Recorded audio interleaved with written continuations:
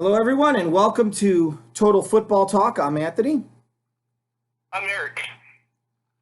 We got some stuff to get into. First, we're going to cover two teams because we said we want to do that, and I still want to do that. So, we're going to cover the AFC East and the NFC East. So, Eric, which one do you want to do first? Let's cover the Redskins.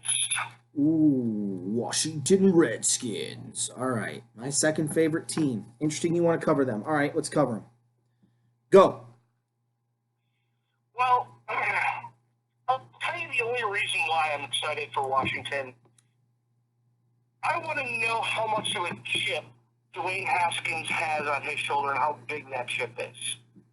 Because I think the Redskins got a steal in the draft for a quarterback. Now I don't know how effective and how great he's going to be. We got to typically wait on quarterbacks. I see him in the Mitch Trubisky mold as far as the way he's going to come along. Like, I don't think he's going to start right away, but I think he's going to start halfway through or even sooner by at least week 6. The only thing with the Redskins, who's going to carry the ball? I mean, you got Adrian Peterson, you got Chris Thompson, you got Darius Guice coming off injury from last year. I believe it was a torn ACL. You got Bryce Love. They drafted. They're coming off of ACL, or I believe an ACL as well last year from Stanford. Who knows who's going to catch the ball? Jordan Reed is supposedly healthy, looking good. So who knows? But I think that they're building something in Washington that they could be a sneaky play this year. But I think if you give them another year or two with the way Washington's headed, and goodness that I'm saying this, but if they keep Gruden with the way they're going, they might actually build something all right. So, I know you're not the biggest Gruden fan, Anthony. Yeah, it's interesting. I see good things coming from there, but I think they're slowly trickling in, slower than they want. Well, it is interesting that you bring up Gruden, because I think, as much as I say be patient with coaches, maybe I was a little too quick on the trigger with him. 7-9 isn't what the fans want, but it's consistent. You're not the worst team in the league. You're not the best team in the league. And it's a matter of getting people in your system and growing them. And there has been a lot of turnover in Washington, the last few years. And the problem with the Redskins, and the reason why I'm on Gruden so much, is the injury situation. So I'll put it this way. Washington last year would have ran away with the NFC East. Ran away with it. 12-4, 11-5, if their players stayed healthy. The year before, Washington would have won the division if they stayed healthy. The year before that, Washington missed the playoffs by one game. They definitely would have been 10-6, 11-5 if they stayed healthy. Are you noticing a pattern here? Yeah, up, down, up, down, up, down. And it's because they're not staying healthy.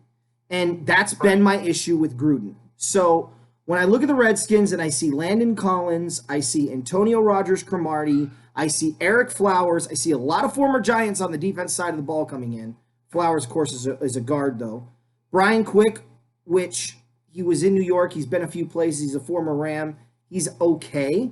He's not going to light up your wide receiving core and make you take you to the Pro Bowl as a quarterback. And Case Keenum is a horrible pickup, but they had no choice because they lost their quarterback. Haskins isn't going to start right away. So, for me, I look at the Redskins and I'm like, I don't like their losses compared to their additions. But Landon Collins is a game changer. But they've got to stay healthy, especially on that offensive line. Hold on.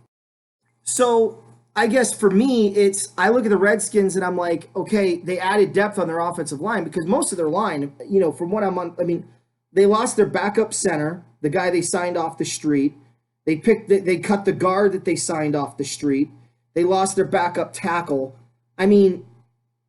Realistically, the only one that hurts was Sean Lovano, who was a starter, who was a guard that they replaced with Eric Flowers, which I'm not sure that's much of an upgrade.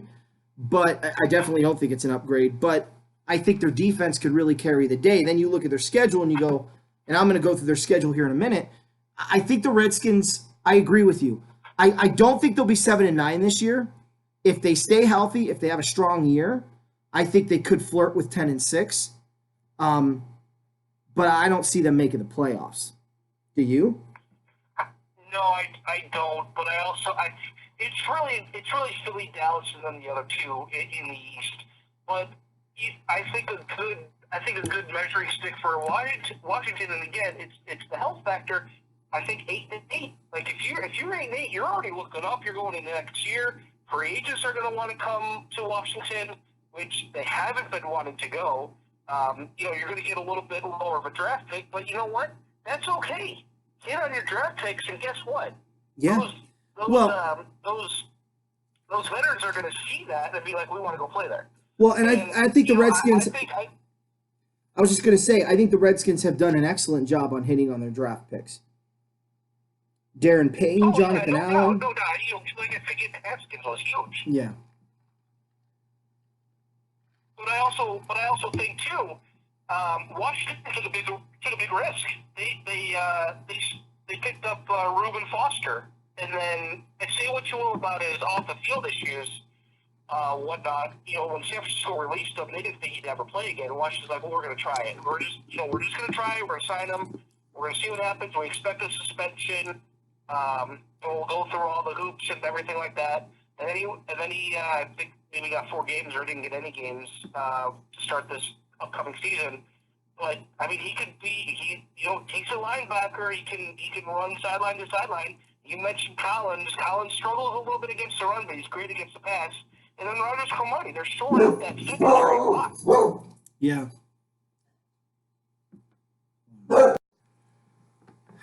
Yeah, I agree with all that. I Landon Collins, where Cromartie actually is pretty good against the run, and people don't realize how good against the run he is.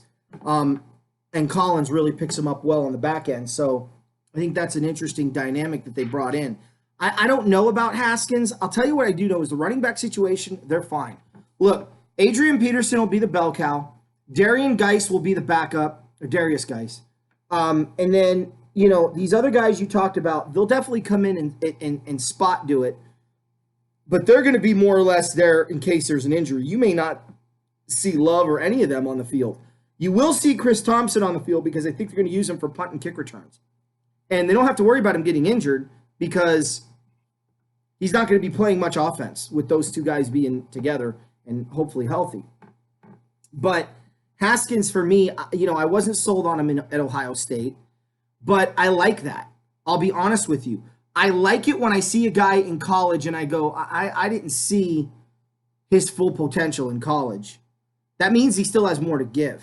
So, it was a little bit different with Jackson. I felt like with Jackson out of Louisville, you saw all that he was going to offer. Like, he hit the ceiling a lot like Rosen. So for me, it was like, okay, a 3rd-round pick, a 4th-round pick, and see if maybe you can't get a couple years out of him. But with Haskins, it's one of those, you get him in the 3rd or 4th round and you groom him and you turn him into something special. The Redskins took a risk taking him in the 1st round. And I think that just shows you how desperate the NFL is to have a quarterback. So I don't know if Haskins will even be on the field this year. And if he is, I think that's going to be a longer process to bring him along. That's what my gut tells me. Doesn't mean I'm right. Now I look at their schedule. First 4 games at Philly, home against Dallas, home against Chicago on Monday night, at the Giants. I could totally see them going 2-2 in that stretch, beating Dallas and at New York. Losing at Philly and losing at home to Chicago, depending on how the Bears are playing, because we talked about that before. So the first 4 games of the season, I could see the Redskins win, lose, win, lose, win, which is par for the course. Yeah, I think it's more realistic that they could go 1-3 in those first 4 weeks. I just, like I said, it's Philadelphia and Dallas' division to take, and I think they want to both come off with a division win. And I mean, if Washington upsets one of those two, I mean, I won't be as totally shocked. It'll definitely be eye-opening, but especially if they beat Dallas going into that Chicago game, there's a lot of momentum there. Their next 4 games, it's New England, at Miami, San Francisco, at Minnesota. I look at that stretch and I see them going 2-2 as well, losing to New England, beating Miami, and beating San Francisco, but losing at Minnesota. So I got them at 4-4. I have the same thing. I got them at 3-5. Then after that, they're at Buffalo, bye week, home against the Jets, home against Detroit, and at Carolina. Now in that stretch, I actually have them going possibly 1-3, maybe 2-2. I think they'll lose at Buffalo. I think they'll lose to the Jets coming out of the bye.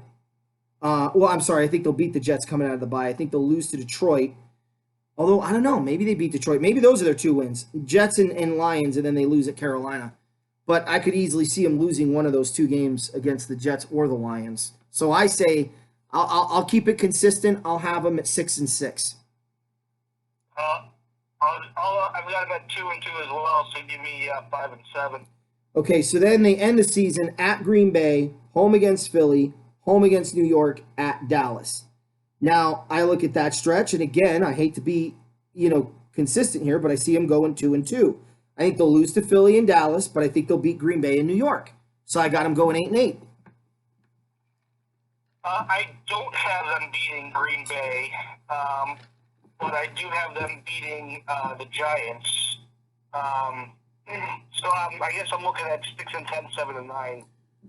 Which is about where they've been. Yeah. So, I mean, nothing real spectacular there.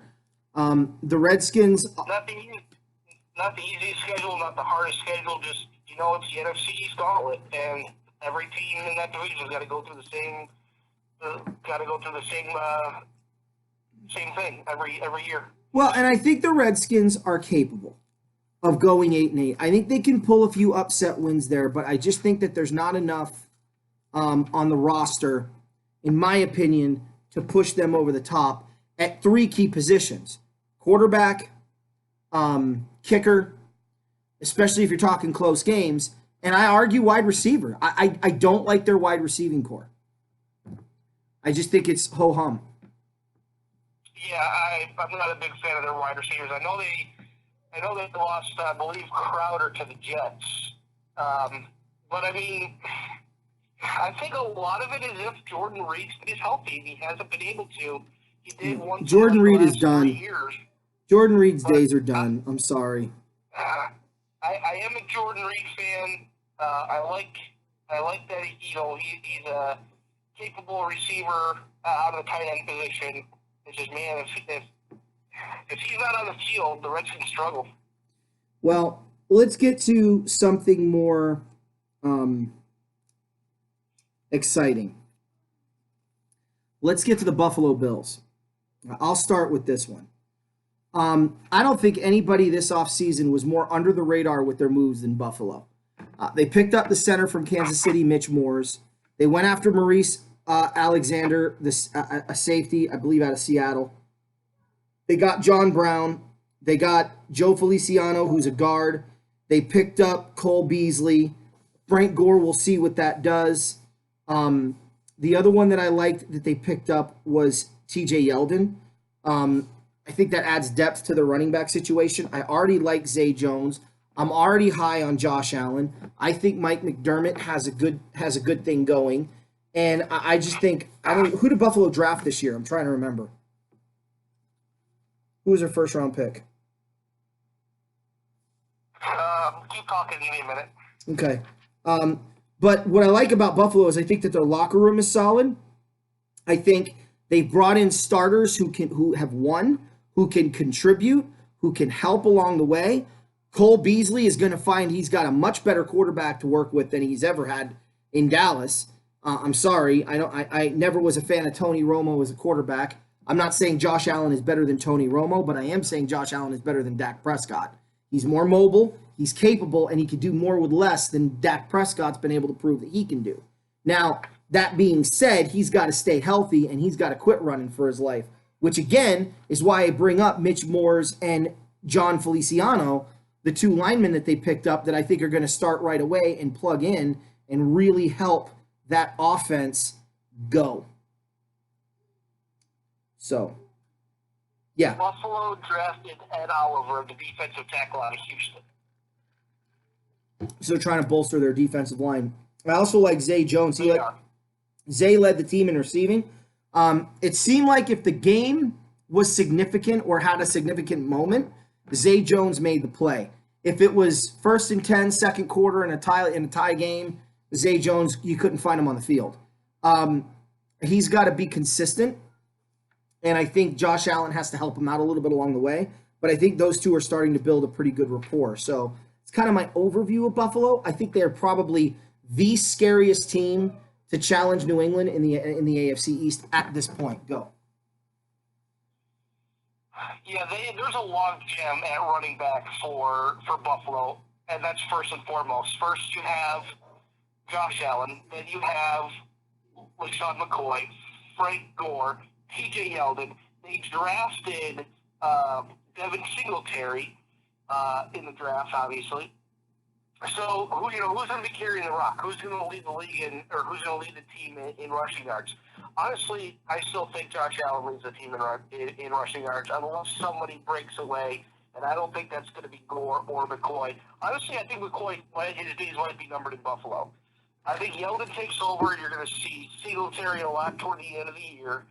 There's a reason why they signed Yeldon to a 2-year deal, to help out in case the old guys get hurt, and then to take over, and then let the running back take over and spell him next year. But as far as pass catchers go, I do like the Beasley signing out. However, I think he goes to a worse situation. Like he was a perennial playoff contender every year on Dallas, and now he's going to go to Buffalo, and who knows if he's able to finish out his career in at least getting to the playoffs. I think you think Buffalo's that far away. Hold on. You think Buffalo's that far away from the playoffs? This guy's got 5 years left in his career. You don't think Buffalo's 5 years away from making the playoffs? I think that the Jets are better than Buffalo. Obviously, it's Patriots division, Bill Brady is done, and I think that once the Patriots fall down, the Jets are right there for the taking to take over that top spot. I think you're going to see a Jet-Bills rivalry for years. Buffalo might be able to get in there into a wild card, but I don't know. Josh Allen. Here's one thing that impressed me about Josh Allen. He spent the whole offseason watching his mistakes. That's only going to make him better. I understand that. He's in year 2. He's still going to be running it, but his best thing is to hand the ball off or hit Zay Jones or hit Cole Beasley. They released Charles Clay. They could not count on him the last 2 years. So now they kind of got to start over at tight end. They took Boston College tight end Tommy Sweeney in the draft, but who knows if he's going to be any type of offensive help. He's more of a blocking tight end than anything. However, I do like the re-sign of I do like the signing of Lorenzo Alexander, a linebacker. I do like Buffalo's defense. Buffalo's defense has so much potential yet. I think they get in their own heads when it comes to divisional games, especially against the Patriots and the Jets. They're going to whitewash Miami, in my opinion. But Buffalo can be a tough place to play when you go there in the second half of the year. So we'll see. We'll see if they have a big chip on their shoulder. I do agree with you that I like what McDermott's doing. I just think a couple more pieces. That Ed Oliver piece on the defensive line, man, he is going to be nasty on that D line, and somebody in that AFC East is going to be regretting seeing him on the other side. So, just off the top of my head, Seattle, Los Angeles, New Orleans, San Diego, Baltimore, borderline Indianapolis, Dallas.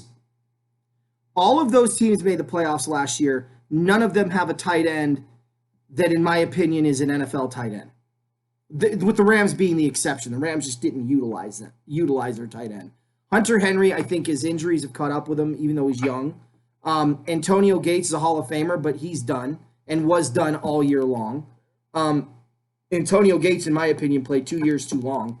He should retire 2 years ago. He tried. He wasn't going to play last year until Henry got hurt with the torn ACL. Well, let it go, man. You didn't help the team. You didn't hurt the team, but you didn't help the team. To me, losing Clay is like, okay, yeah, they had a playmaker at tight end. That was something not a lot of football teams have. They added a wide receiver who's better than their tight end was that they lost. So in my opinion, that's kind of a wash. I just think I think Buffalo and New York are going to be the two teams that duke it out in the AFC East for years. So let's jump into their schedule. I look at their opening schedule and I see them going 2-2. I think they'll lose at New York. I think they'll win at New York. They'll lose at the Jets. Sorry. I think they'll win at the Giants. I know. I realize. Go far. Yeah. So they'll beat the Jets. They'll lose to the Jets. They'll beat the Giants. I think they'll lose to Cincinnati and upset New England at home because the Patriots struggle in September and Buffalo's home and Buffalo's going to be up for that game. And I think their defense, and if provided they're healthy, I think Allen poses a threat. And I think that's the one time they're going to be able to catch New England. If this game was in October, November, or December, I'd be picking New England in a whitewash. But it's September, and we know New England's going to go 2-2 in September. They always do. So I think Buffalo's probably their best bet to lose in September.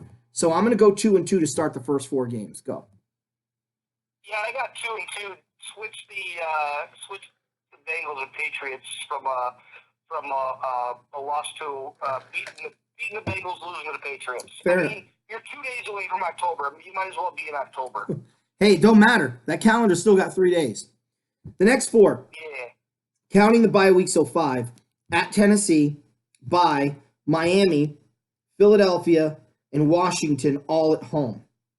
Now, at Tennessee, I think that's tough. I got them losing at the Titans.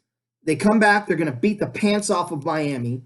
I think they'll lose to Philadelphia. I think they'll beat Washington. So once again, I got them now 4-4. They upset Tennessee, beat Miami, lose to Philly, beat Washington. I got them going 3-1 in those 4 games. So you got them at 5-4 or 5-3. I got them at 4-4. Then they're at Cleveland, at Miami, home against Denver, at Dallas. Now I got them going 3-1. I got them losing to Cleveland. Sorry, beating Cleveland in Cleveland. I got them beating Miami. I got them beating beating Denver and then losing at Dallas. And the reason I say they beat Cleveland is that we know the Browns are good, but Buffalo is really good on defense, and I think they can keep up with them. And I think Maurice Alexander, if he's on the field, you could see him with a couple of picks in that game. I got Buffalo at that point, not going 6-6, but going 7-5. All right. Well, I got them losing to Cleveland, beating Miami, losing to Denver and Dallas. So you got them at 3 in that span. So you got them at 6-6. Right. Then the last 4 games: home against Baltimore, win; at Pittsburgh, win; at New England, blowout loss; home against the Jets, loss. So for me, at 7-5, 8-5, I got them going 9-7.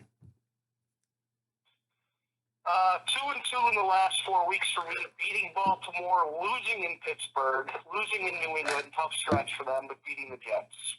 Yeah, you're right. I forgot. Le'Veon Bell's going to run all over that defense. And don't forget Antonio Brown. He'll easily have over 200 yards receiving.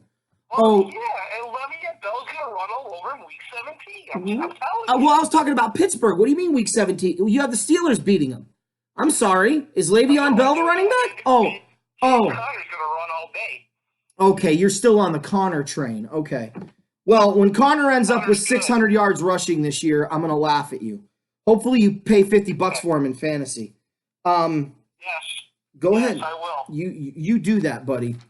You know what? I'm going to pick up the Detroit defense just to face you twice a year. You're such a prick. I hate you. Okay, let's get into a couple of things here. So, I'm gonna go on a little bit of a rant here. I'm listening because I like to torture myself and have my ears melt to the bone, although they don't have bones, but you get the point. I'm listening to Colin Cowherd, which was my first mistake. And once again, these guys that get paid millions of dollars to cover sports, likes to do these blanket suggestions or statements on fan bases. I last time I checked, I don't think Colin Cowherd was paid millions of dollars to insult an entire fan base of an NFL organization. Maybe I'm wrong. New Yorkers, this is what Colin Cowherd thinks of you. He said that the New York fan base is very interesting because the New York fan base consists of 60-minute watchers and Sunday morning news talk show people. In other words, the only people that root for the Giants are somehow over the age of 65 and retired. That there are no young people that watch the New York Giants at all. And that all of the fans that follow New York care more about what's being said on 60 Minutes, which I'm pretty sure nobody watches. That's like the CNN of regular television. But maybe I'm wrong. And likes to, sit there and just talk about this blanket statement on these fans. I get so irritated with that. It's like when they rag the Rams, right? Oh, did you see the Rams stadium? It looked awfully empty. But they don't tell you, well, they do tell you if you care. Like, the reason that statement irritates me so bad is because the LA Coliseum is the largest NFL stadium in the league. So if you sell out 60% of that stadium, you put 60,000 butts in that seat, you're going to have 30,000 empty seats, and it's going to look pretty empty. But you take those 60,000 and you put them in Dallas, you put them in Houston, and they're filled to capacity just about. And everybody's like, oh, look at the fan base.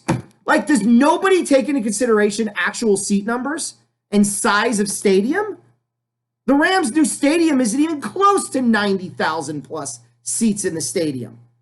It doesn't mean LA fans don't go to Ram games. You're not going to get 90,000 fans in Chicago to go to a Bear game, let alone LA.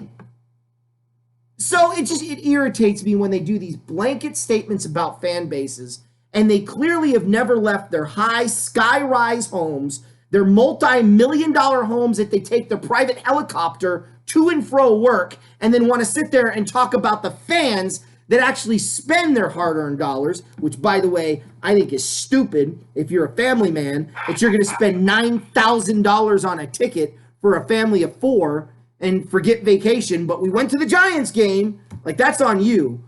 But to make that statement about the fans, to me, is just, it makes my blood boil every time, because it's like, I don't care if you're a fan of Dallas, if you're a fan of New England, if you're a fan of New York or LA, you should not have to go through being insulted or abused by some POS scumbag who never played football a day in his life, but thinks he knows more about it than anybody else and knows more than you because he makes more money than you do, and can just sit there and spew this language on everybody else. It really does show you what kind of person Colin Cowherd is, because he's the type of guy that if I were to see him in a bar, I would probably say nothing to him, because if I did have a conversation, it would end with my fist in his face.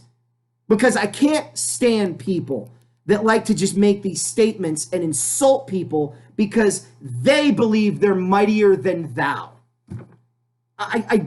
God, it makes hypocrisy makes my blood boil. That's probably my number one pet peeve in life. When somebody says something and then does the same action, or they insult people, and that's exactly what Cowherd does. He insults people, an entire fan base, and then wants to get on a soapbox and preach to me about how hateful certain segments of the population is. Really?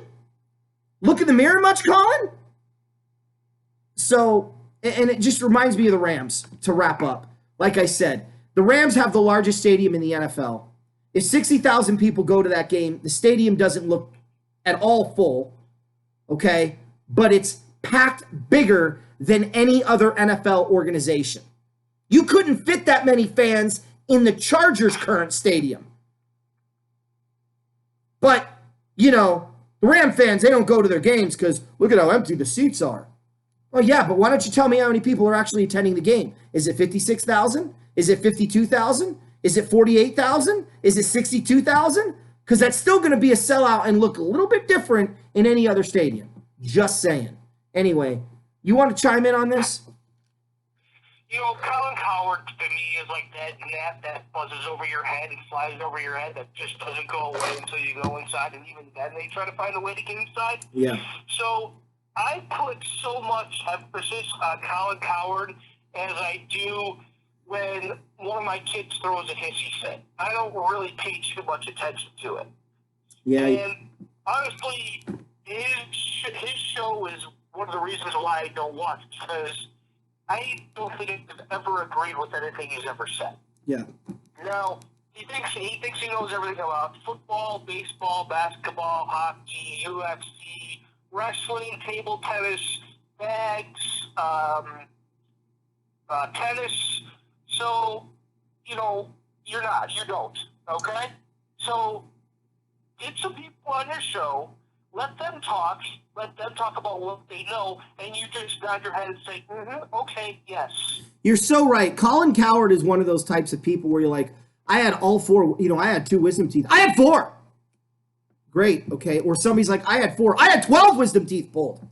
You don't have 12 yet. No, it was rare. I had this thing. I think it's really cool about, what's going on in New Zealand. Let me tell you what's going on in New Zealand. He's that type of person. He's got to be the center of attention. Like he actually said earlier this year, he actually believed that Tom Brady hangs on his every word. And then proceeded to say why he thinks that. And I'm just like, Colin, honestly, I would rather listen to the splooshes and splashes of my poops in the toilet bowl than your television show. I'm just saying. What's the other show? What's the other show? I think it's on the same network. What's the other show? It's Undisputed with Shannon Sharp and who's the other guy? Oh God, what's his name? Everyone You know who I'm talking Yeah, everyone right now watching the show is like, blah, blah, blah, they're yelling his name. Right? That's great. I would rather watch that show. Captain Cowboy, that's what I know him as. God, what is his name? I would rather watch that show. Yeah, well, that's saying a lot. Right. That's saying a lot. All right, you want to touch on something? Go ahead. Yeah. So, Skip Bayless. Thank you. There it is. There it is. Yeah. So, I want to get your thoughts on all these players whining about their Madden rating. Oh, you wanted to jump into this one? I thought you were going to talk about holdouts first. Let's table this one. No. I want our listeners to ask if that's a real thing, because really it is. And every time Madden comes out with the ratings, somebody's got to complain about it. Don't you have any more pressing issues to worry about than what your Madden rating is? Hey, I bet your Madden rating is 75. Oh, it should be 76. I'm gonna be mad. Well, I know one player that isn't complaining because he's too busy beating his girlfriend is Tyreek Hill. So he didn't complain about his rating. I'll tell you. Oh, he's got 99 feet. I think the vanity. I'll tell you what I think. I think that the Madden ratings is another classic example of a symptom of the problem. That if the NFL continues to allow these symptoms to corrupt the sport, because there's probably some fans that, this seems like a stupid thing to me. To me, it's like, oh my God, I don't care about your Madden rating. Deshaun Foster was an 89 in one of the Maddens, but if you did the toss sweep with Deshaun Foster around the edge with Pittsburgh, you scored every friggin' time. It didn't matter that he wasn't a 99 overall. He was still good enough to win every game. And it's unrealistic. In my opinion, none of the Madden ratings should have anybody at 95 or higher unless they're a Hall of Famer. And, be honest. Like, I guarantee you Tom Brady's in the 90s. You want to know what his Madden rating would be for me? 71. His arm strength is atrocious. His deep ball accuracy would be between 50 and 40%. But, they don't make it realistic. It's like, oh, Tom Brady's going to be a 98 or a 99 or a 95, and Jared Goff will be a 62 or a 74. And, this defensive lineman, because, they talk about him all the time, is going to be a 99. And but he'll have the same rating as Aaron Donald. Like, you figure that one out. The best player in the world, the best player in the National Football League, bar none, will have the same rating as 25 to 35 NFL players. Well, there are only 5 who are at 99, but Anthony, you're not too far off. So, Tom Brady's Madden rating, you ready? 96. I rest my case. Like, you're telling me that Tom Brady is only just a smidgen worse than Aaron Donald? Where's Jared Goff's rating at?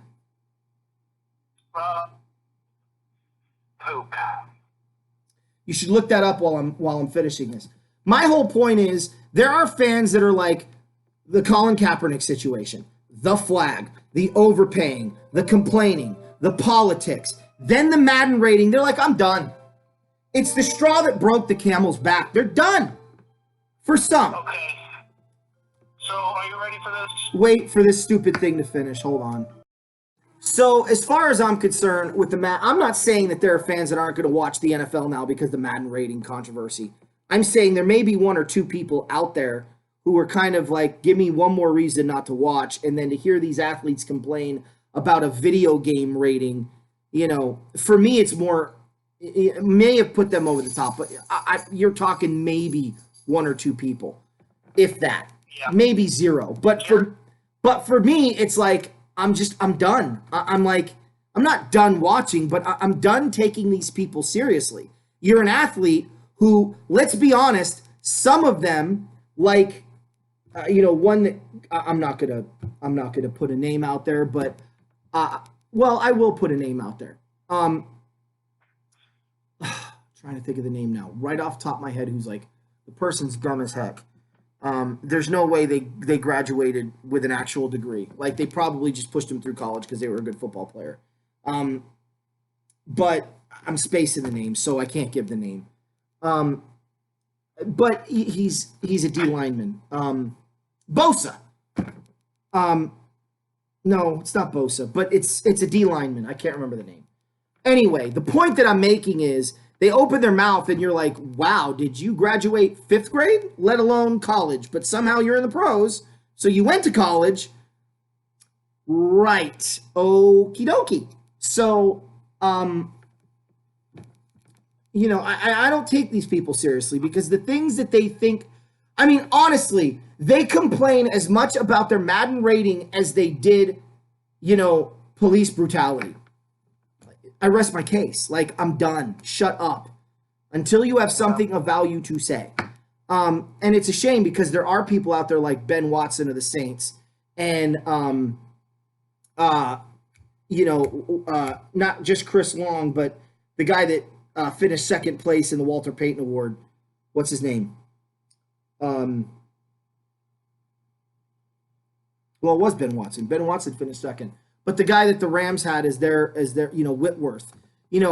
And another one that comes to my mind that I really, really like is the stuff Aaron Donald does for his community, or the defensive back for the Miami Dolphins.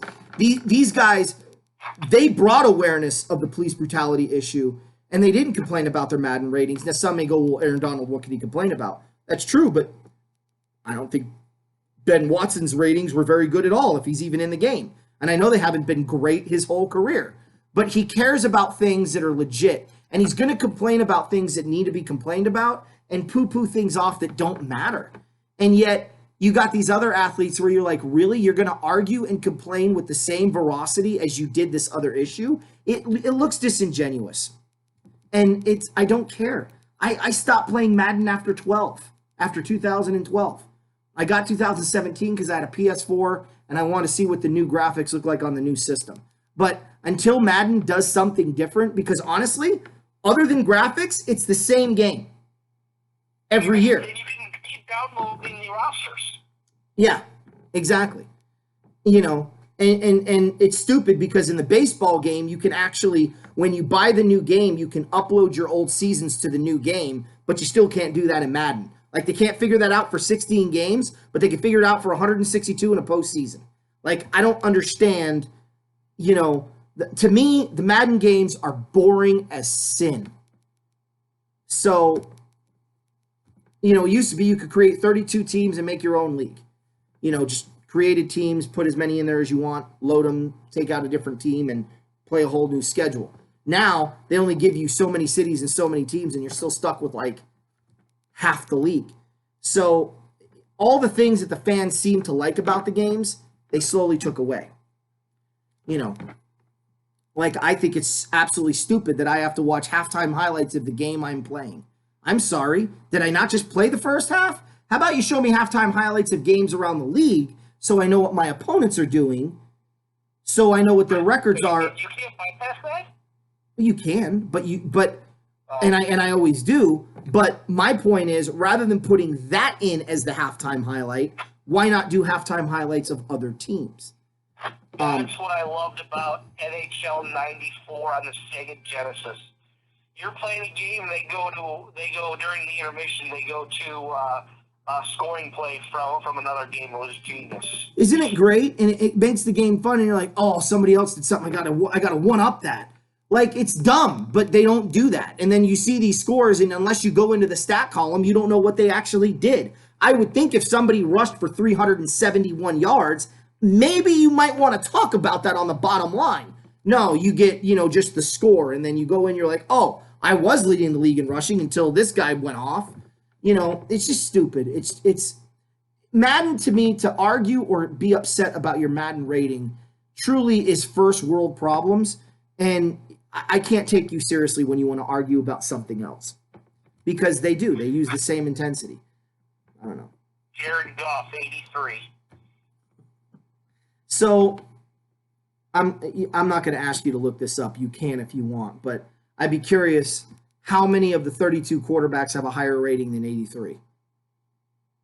I will tell you what I do know. According to this British guy, Jared Goff isn't even in the top 12 quarterbacks of the NFL,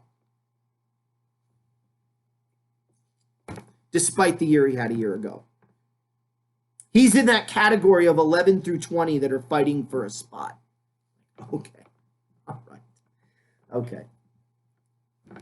I'm done arguing with stupid. That's why I'm so glad I'm a head football coach and I get a chance to kind of see kids and evaluate talent, because it's going to be so fun beating the pants off of some of these coaches, because they're going to be like, why is that guy playing that position? Oh, you mean the guy that just caught 12 receptions for 138 yards and 4 touchdowns? Or are you referring to the running back that had 5 carries for 125 yards and 2 touchdowns?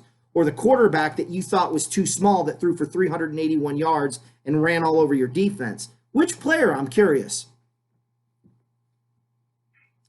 Because look, are there coaches out there that are better at X's and O's than me?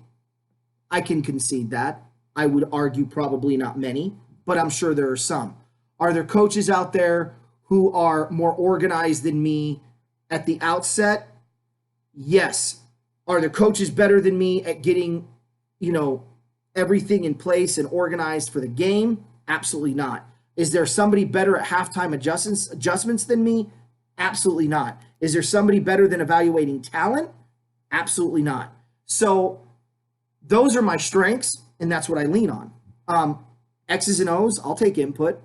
I would argue my run game philosophy is better than most. My passing game philosophy is where I struggle. So I'm always open to input from that. But I coach my rear end off, and it's because I'm able to evaluate talent and go, you know what, 89, your overall ability, it may not be as good as this guy, but your work ethic, the way you play the game and the intensity that you bring to the game makes you a better player than that. That's what the Madden ratings don't take into account.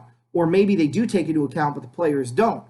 You may be a 91 overall, but if this guy at 89 overall has better power, has better blocking ability, and can catch the ball out of the backfield, I'm going to pick him over you. He can do more things for me. I always said, I'll take 11 guys that play hard, play consistent, and don't make mistakes over 11 superstar athletes every day, all day, like clockwork. And I'll beat you 80, 90% of the time. I just will. So, yeah, I don't know. Anyway, that's enough rant about that. Last thing you want to cover was the contract holdouts. 10 quarterbacks rated higher than Goff. He's tied also with Baker Mayfield. Yep. Okay. Let's move on to something that's not about video game whining people. Yeah. Are you okay? So there's 3 holdouts currently going on right now. Melvin Gordon, we already know. Like he said pretty much last week that he was going to hold out. He wanted to do a deal. I don't think he gets to do a deal. I think he starts getting fined so much that he gets fed up with it. He comes back. He plays the rest of his contract out. The other 2, Mike Thomas, 2nd round pick when he was drafted, so you know he's not getting that 5th round or that 5th year option. You know how much he makes this year? How much? Less than $1.2 million. Oh, that's too. Dude wants $20 million guaranteed. I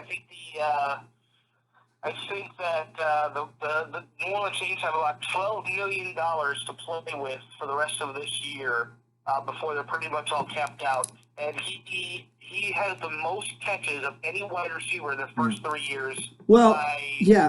I want to say like 30 or 40 catches over Odell Beckham.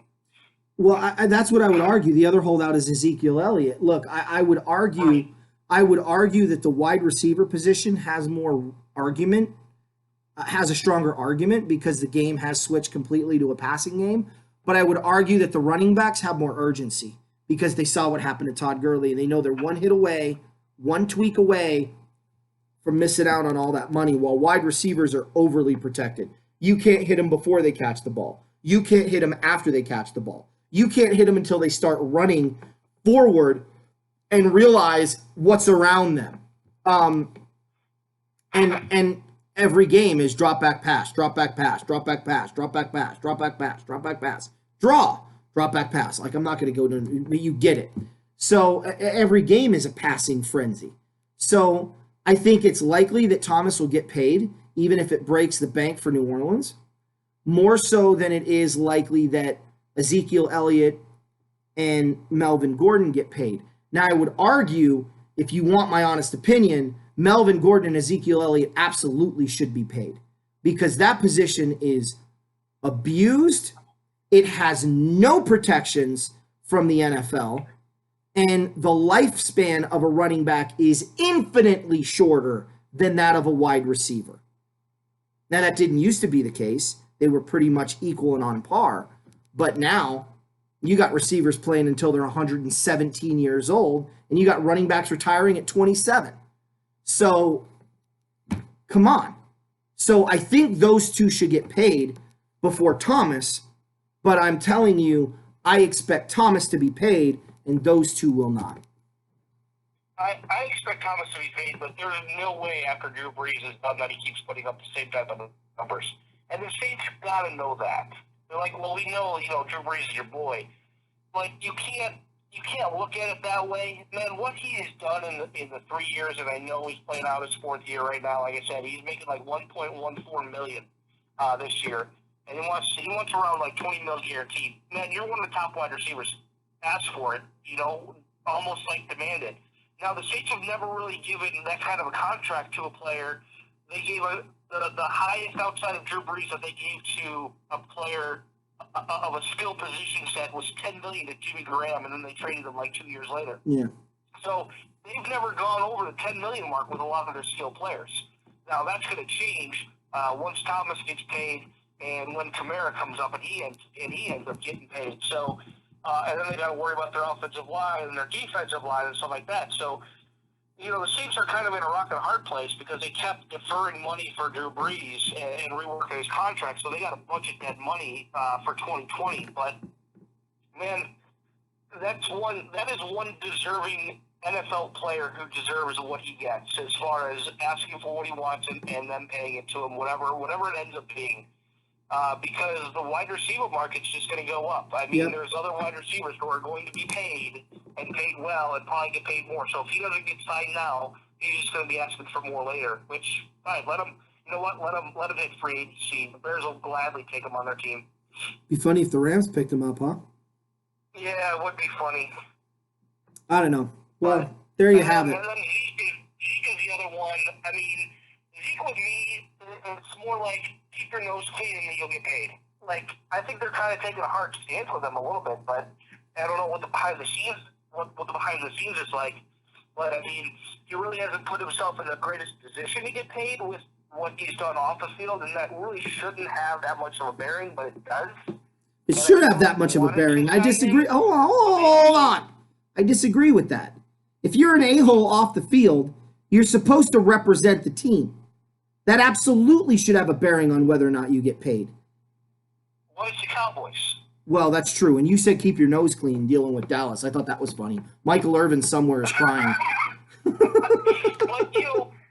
here's the other thing. They want to re-sign Dax to a deal. They want to sign Amari to a deal. Like, I would rather Dallas sign their own first and make Amari keep it up and earn it after this year, and then break out the checkbook for him.